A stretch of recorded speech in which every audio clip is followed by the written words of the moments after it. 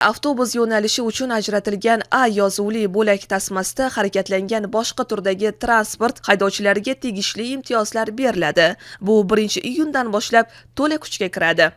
Amaldagi yo'l harakat qoidalarining 5-guruh yo'l belgilari 509 yo'nalishli transport vositalarining harakatlanish tasmasi ushbu belgimizni demak bildiradiki, shu tasmadan faqat yo'nalishli transport vositalari harakatlanishiga ruxsat beriladi.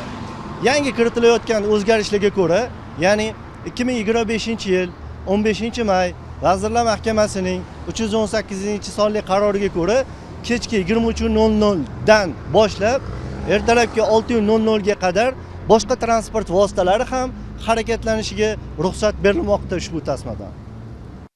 Eslatib o'tamiz, tizim yordamida qayd etilgan qoidabuzarliklar va transport vositalar to'g'risidagi barcha foto ma'lumotlar 365 kundan, video ma'lumotlar 30 kundan kam bo'lmagan muddatda O'zbekiston Respublikasi Ichki ishlar vazirligi Jamoat xavfsizligi departamenti yo'l harakati xizmati yagona avtomatlashtirilgan axborot tizimining ma'muriy amaliyot modulida saqlanishi mumkin.